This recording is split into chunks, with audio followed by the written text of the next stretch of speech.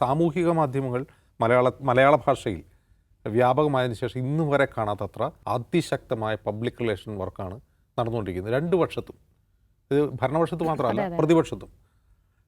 ഇപ്പോൾ കഴിഞ്ഞൊരു നാല് ദിവസമായിട്ട് നമ്മൾ ശ്രദ്ധിക്കുന്നൊരു കാര്യം, ഒരു 4 ദിവസം മുമ്പാണ്, 2-3 ദിവസം മുമ്പാണ് ഒരു വാർത്ത വന്നത്.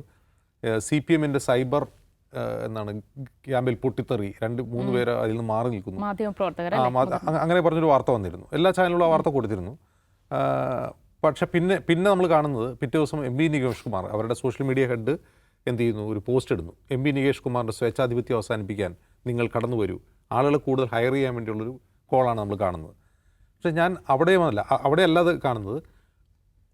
ഒരാഴ്ചയായിട്ട് CPM-ൻ്റെ പക്ഷത്ത് നിന്ന്, പ്രത്യേകിച്ച് LDF സർക്കാരിനെ പിന്തുണയ്ക്കുന്നതും CPM-ൻ്റെ നറേറ്റീവ് പ്രചരിപ്പിക്കുന്നതുമായ ധാരാളം കണ്ടൻറ്റുകൾ സോഷ്യൽ മീഡിയയിൽ ഫ്ലഡ് ചെയ്യുകയാണ്. അതിനർത്ഥം അത്ര ശക്തമായിട്ട് LDF ക്യാമ്പ് അതിൽ പണിയെടുക്കുന്നു എന്നുള്ളതാണ്. അതായത് ഇപ്പോൾ കഴിഞ്ഞൊരു 1-2 വർഷമായിട്ടുള്ളൊരു സിറ്റുവേഷൻ എന്താണെന്ന് വെച്ചാൽ, നമ്മൾ സാമൂഹ്യ മാധ്യമങ്ങളിൽ പോയി ഓരോ റീല് കാണുകയോ അല്ലെങ്കിൽ പോസ്റ്റുകൾ കാണുകയോ ചെയ്താൽ കൂടുതലായും LDF സർക്കാരിന് എതിരായിട്ടുള്ള പോസ്റ്റുകളാണ് കൂടുതൽ കണ്ടുകൊണ്ടിരുന്നത്. അപ്പോൾ എവിടെ പോയാലും ഒരുതരം പിണറായി വിരുദ്ധ മനോഭാവം, എന്ത് റീലെടുത്താലും സർക്കാരിനെ വിമർശിക്കുന്ന ഇത് ധാരാളം അത്തരം കണ്ടിട്ട് കഴിഞ്ഞ 2 വർഷമായിട്ടുണ്ടായിരുന്നു. അപ്പോൾ ഈ LDF-ൽ നിന്നുള്ള സൈബർ ആളുകൾ, CPM-ൻ്റെ പ്രത്യേകിച്ചും CPM-ൻ്റെ സൈബർ പോരാളികൾ, അവർ തന്നെ ഡിസ്കസ് ചെയ്യുന്നത് പാർട്ടിയുടെ സൈബർ ഇടപെടൽ അത്ര പോരാ എന്നാണ്. ഇപ്പോൾ CPM-ന് തുടക്കം മുതൽ വളരെ മുമ്പേ തന്നെ CPM-ന് സൈബർ വിങ്ങുണ്ട്. അവർക്ക് പരിശീലനം കൊടുത്തിരുന്നു. കുറേ കൂടി ശാസ്ത്രീയമായും പ്രൊഫഷണലായിട്ട് അത് കൊണ്ടു നടക്കുന്നൊരു പാർട്ടിയാണത്. ഇപ്പോൾ കോൺഗ്രസിനെ അപേക്ഷിച്ചാണെങ്കിലും മുസ്ലിം ലീഗിനെ അപേക്ഷിച്ചാണെങ്കിലും BJP-ക്ക് പിന്നെ അവരുടെ തന്നെ വേറെ തന്നെ സംവിധാനങ്ങളുണ്ട്, RSS-നും അതിൻ്റെ സംവിധാനമുണ്ട്. CPM കുറേ കൂടി പ്രൊഫഷണലായിട്ട് കൊണ്ടു നടക്കുന്ന ഒന്നായിരുന്നു.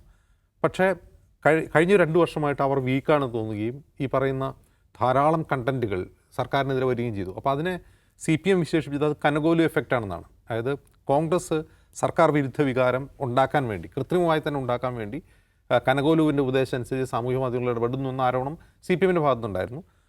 പക്ഷേ ഇപ്പോൾ നമ്മൾ കാണുന്നത് ഒരു പടി മുന്നിൽ CPM കണ്ടൻറ്റുകളുടെ പ്രഭാവം, അത് സത്യമോ ശരിയോ ന്യായമോ അതൊന്നും അല്ല ഞാൻ പറയുന്നത്, കണ്ടൻറ്റുകളുടെ എണ്ണം വെച്ച് മറ്റെല്ലാ പ്രചാരണങ്ങളെയും മുക്കിക്കലയുന്ന വിധം വലിയ വ്യാപകമായ പ്രചാരണം CPM ക്യാമ്പിൽ നിന്നുണ്ട്. അത് യാഥാർത്ഥ്യമാണ്. ഇനി അതിനെ മറികടക്കാൻ കോൺഗ്രസ് ശ്രമിക്കുമോ അല്ലെങ്കിൽ UDF-ൻ്റെ മറ്റ് പാർട്ടികൾ ശ്രമിക്കുമോ എന്നുള്ളത് വേറൊരു കാര്യം. പക്ഷേ ഇപ്പം നിലവിലെ അവസ്ഥ എന്താണെന്ന് വെച്ചാൽ, അവർ അത്ര തന്നെ ഇങ്ങനെ ഫ്ലഡ് ചെയ്യുകയാണ്. അത്രയധികം കണ്ടൻറ്റുകൾ സോഷ്യൽ മീഡിയ വഴി വരുന്നുണ്ട്.